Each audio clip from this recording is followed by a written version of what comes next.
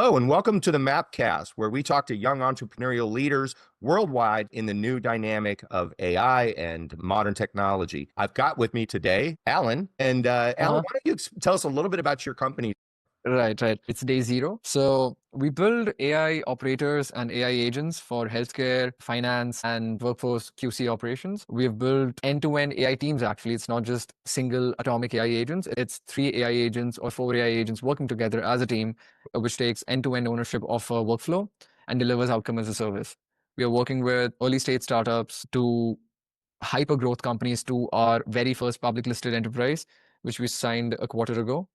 We worked with international musicians to, like I mentioned, healthcare, finance, logistics, operations. And yeah, we're just getting started. We're diversifying as we speak. I mean, we're trying to get in the much deeper in the BFSI sector in the last 6 months. And yeah, we're a profitable AI company. Yeah, I mean, most of our clients are now either high growth startups who are doing more than like at least 100 to 200 mil, all the way to public listed enterprises. Fabulous, fabulous. Have you found a niche that has worked out best for you? As of yet, I think we're going to double down on healthcare, but we're getting a lot of attraction from the finance space as well. Because how we operate is we have a suite of 4 to 5 products, and all our enterprise implementation is a customization or a variation of those products. So even though we have had tangible impact in the healthcare and healthcare operations space, but we're also getting a lot of attraction from the finance and BFSI space. So we're still in the early days there. Oh, yeah, yeah. And I imagine as your models improve over time, that business is going to do nothing but pick up. So Yeah, now, is your business, you're a true international business, is that right? Now, right. do you find that most of your business resides in the EU, in Asia, or in the US, or is it kind of a mix of all? It's a mix of Asia and the US. As we speak, we're working with three pretty big players in India and engaging with three more in the US. So yeah, I mean, as of yet, it's these two, but we did actually get a couple of leads from the Middle East as well as from Europe. So Mhm. we'll see if how we engage them. Fantastic, fantastic.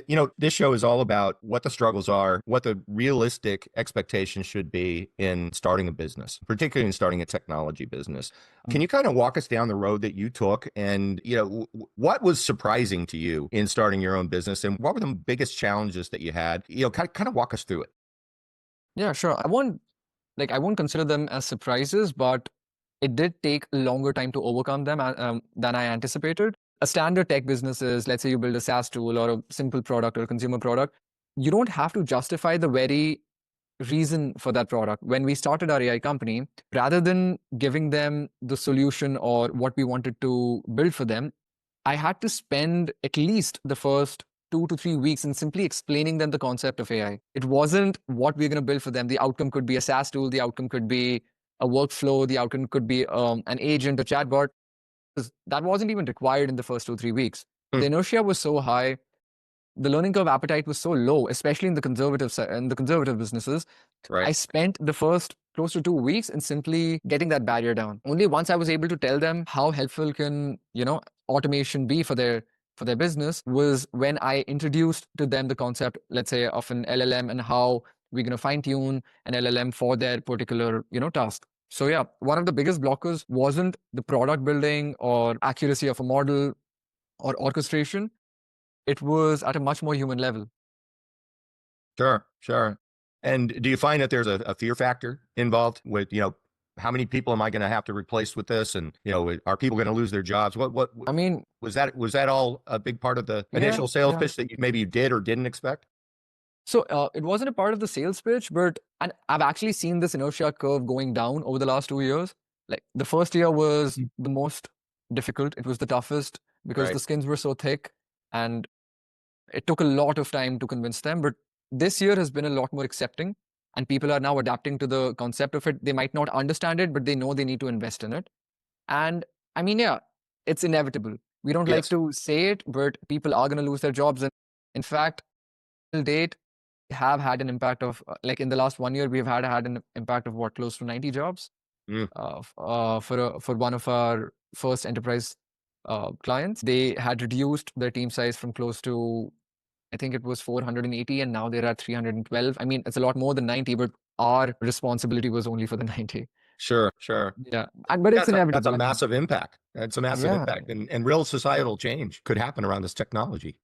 it's a bittersweet moment. I mean, People with AI are 110% going to replace the ones who are not, and people who are not willing to get on the bandwagon, they are going to miss out. Yeah, no There's a question. very significant chunk of mid-tier management segment who are going to get impacted because an early jobber with a very solid suite of AI tools Hmm. is as good as someone with 6 to 7 years of experience. Yeah, yeah, I've seen that in my own career for sure. I'm in the SaaS space myself. People were talking about implementing AI capabilities. They were really talking about machine learning, ML capabilities for years and years. I mean, Mhm. 15 years ago. And calling that AI. But when the large language models came out, it really made a massive change. And you're finding Yeah. that some companies are having huge problems adapting and integrating it into their solution sets. Yeah. I mean, as you rightly mentioned, it wasn't even AI in the beginning. It was all algorithmic learning. Yep. People didn't know the distinction. Yep. And another, like, now this was a surprising aspect. Last year, we saw rather than an adoption of AI, people were so curious of AI that they had absolutely no requirement of it. They had no reason to actually implement it in their line of business. Yet they had a 10 million, 20 million, $50 million budget allocated just because we had to show it to the board. I Right. remember speaking to one of the e-com companies and one in the manufacturing space, tire manufacturers, quite big in India.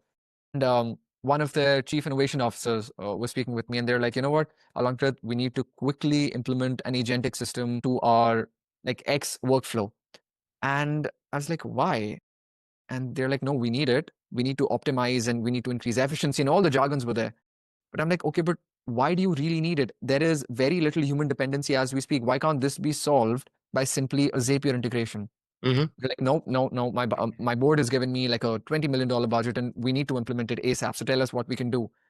And that's when I just held my head. I'm like, guys, you don't need AI. All you need is organization. And for so many of our clients, I've spent building an MDM module, like a master data management module, rather Hmm. than an AI model, because all they needed was just restructuring of the data so that it's a lot more transparent and the observability becomes better.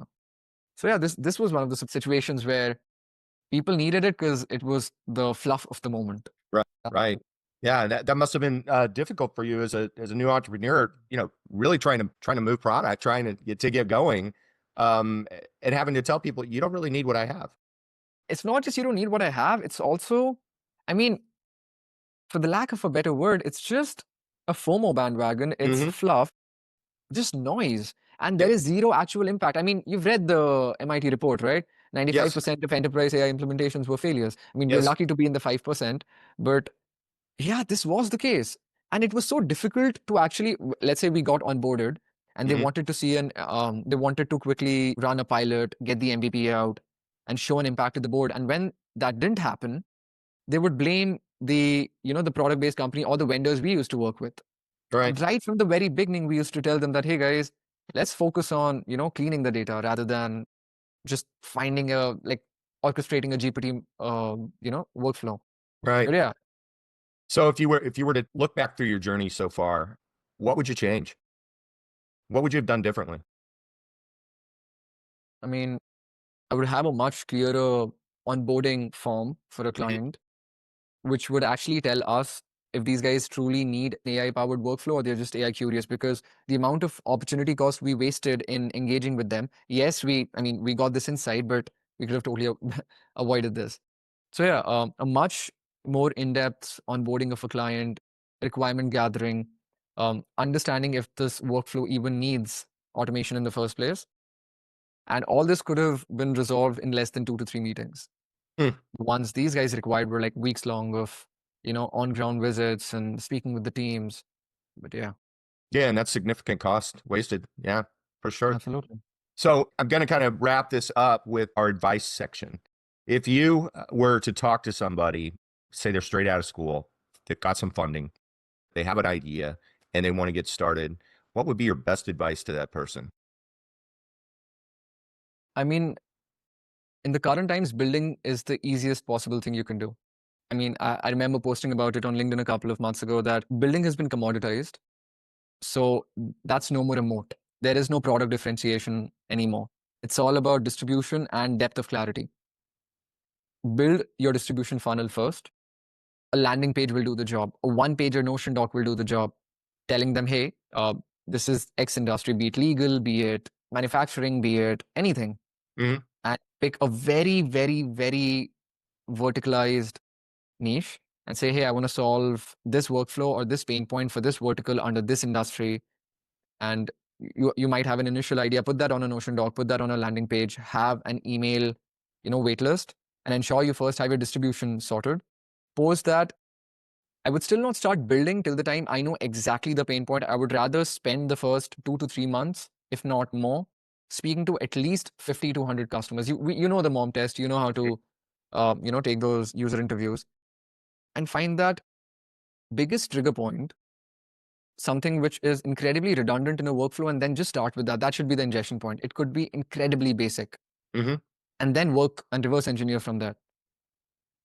Okay. So building is not at all going to be the problem. That's commoditized. I mean, what used to take us close to 6 to 7 months of a build cycle, we're now able to do that in 8 to 10 weeks. With the help of your own tools, I would Yeah, imagine. we ourselves employ 8 AI agents. All my Uh, team, like each of my developer has 3 to 4 AI agents they're working with. And all my team members, be it design, be it content, even accountants are now using it. huh. Um, so yeah, like speed of execution and time to market has increased and reduced so much that the only thing which matters are the people willing to pay for it. That's Fantastic. pretty much it. Yeah. Yeah. That's great advice, Alan, and we really appreciate it. Alan, I'm going to say goodbye to our audience today on the MAPcast, and it's been a fascinating conversation. Please visit Alan at Dayzero.ai and take a look at what he's got to offer. Alan, it's been a real pleasure, and we appreciate your time today. Thanks so Welcome. much. Thank you. Thanks a lot.